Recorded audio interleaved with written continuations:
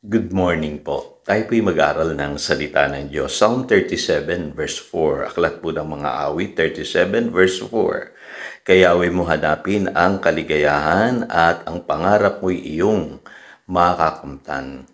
Find your happiness in God. Sa English Bible po, ang translation po niyan, delight yourself in the Lord and He will give you the desires of your heart. Sa pag-aaral natin, matutuklasan natin na ang masama, hindi niya matatagpuan ang tunay na kaligayahan sa buhay na ito. Ano po? Tanging ang matuwid lamang ang makakasumpong po ng tunay na kaligayahan. Kasi hahanapin ng matuwid yung kanyang kaligayahan sa Panginoon. At ang kaligayahan or happiness, nakadepende po yan sa ating relasyon sa Diyos. Kaya hindi natin masasabi na ang kaligayahan masusumpungan natin sa ating mga pangarap, sa taong ating minamahal, sa ating mga ginagawa o maging sa mga lugar na ating napupuntahan.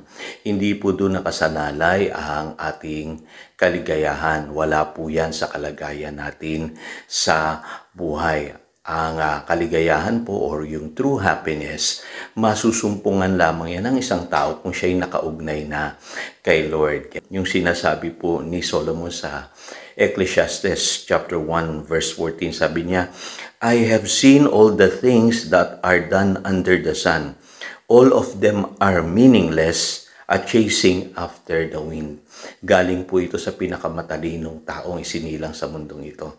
Ang sabi niya, everything under the sun is meaningless kapag hindi mo nasumpungan ang Diyos. So, paano tayo makakasumpong ng totoong kaligayahan? Ano po? Hindi natin hahanapin yung kaligayahan. Ang hahanapin po muna natin ay ang Diyos sa ating buhay at doon natin masusumpungan yung happiness. Ano po? At sabi nga ng Biblia, pupunan ng Diyos yung mga desires ng ating puso. At yung ating mga pangarap magkakaroon ng katuparan kung uunahin natin siya. So, to delight yourself in the Lord takes faith. Ano po? Yan ang sinasabi ng 1 Peter chapter 1, verse 8. Though you have not seen Him, you love Him. And even you do not see Him now, you believe in Him and are filled with an inexpressible and glorious joy.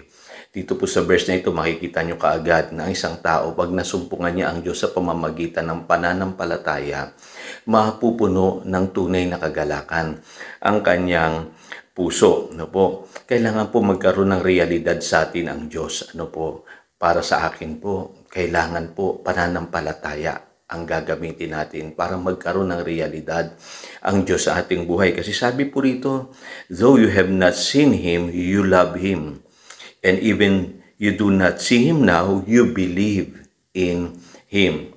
Hindi sa ibang paraan, kapatid. By faith lamang, masusumpungan natin ang Diyos at magkakaroon siya ng realidad sa ating buhay. Yung presence niya mas magiging totoo kung nananalig tayo sa Kanya kahit hindi natin siya nakikita. Ano po? At masasabi natin yung sinasabi ng psalmist sa Psalm 84 verse 10, better is one day in your courts than 1,000 elsewhere. So mas gugustuhin nating manatili sa presence ni Lord, ano po, by faith, ano po, kaysa sa ibang kalagayan sa buhay na ito. Kaya kailangan manalig ka sa Kanya at sa Kanyang bugtong na anak na si Jesus. Kasi without faith, it is impossible to please God. Ano po? Kaya ang application niyan sa ating pong pananalangin, sa ating pagsamba, lumalapit ba tayo sa Diyos ng may pananampalataya? Kung lumalapit tayo sa Kanya ng may pananampalataya, makakasumpong po tayo ng kaligayahan.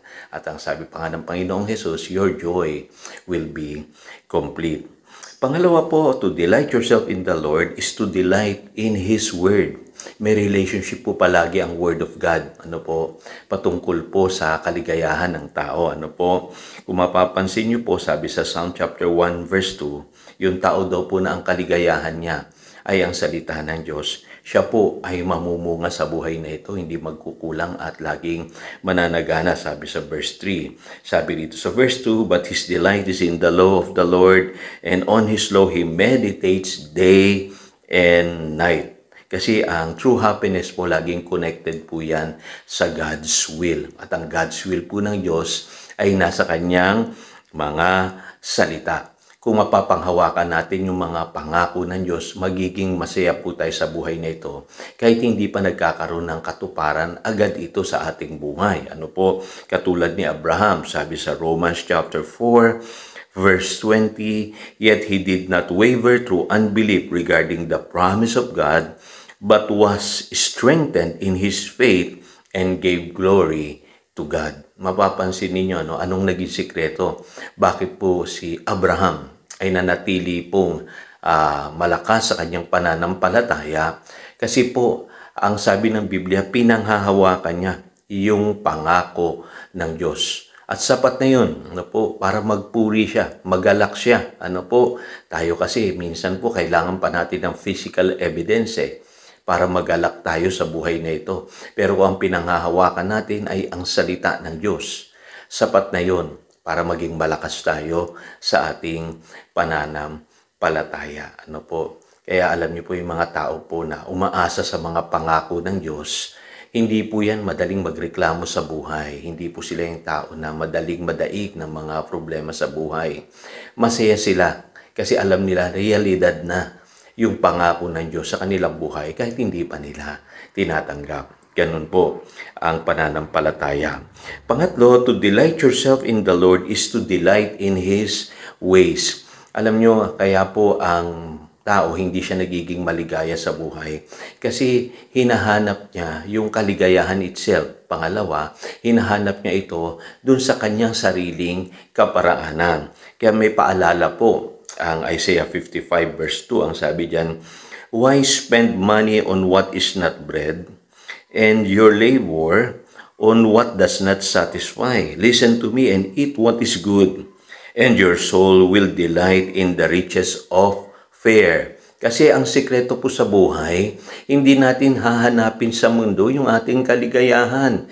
Minsan naubos ang pera natin, pagod na po tayo sa paghahanap ng kaligayahan, at hindi pa rin natin nasusumpungan. Napuntahan na natin yung mga magagandang lugar, nabili na natin yung dapat nating bilhin ng magagandang mga bagay, pero yet still hindi tayo masaya. Kaya totoo po itong sinasabi nitong verse na ito Kailangan masumpungan natin ang Diyos at yung kanyang kaparaanan. At ang sabi sa verse 8, "For my thoughts are not your thoughts, neither are your ways my ways." So, mahalaga po yun. Makita natin na iba pala ang kaparaanan ng Diyos para masumpungan natin ang tunay na kaligayahan. Kaya ang sikreto, i-desire natin kung ano yung dinidesire ng Diyos para sa atin. Sabi nga sa Psalm 40 verse 8, "I desire to do your will, O my God, your law is within my heart." At tularan natin ang Panginoong Jesus. Ang sabi sa John chapter 4 verse 34, "My food," said Jesus, "is to do the will of Him who sent me and finish His work." So kapag ginawa natin yung kalooban ng Diyos sa ating buhay, doon natin masusumpungan ang tunay na kaligayahan. So again, ito si Pastor Jojo nagpapaalala upang daluyan tayo ng pagpapala, manatili tayo sa kanyang salita. Good morning.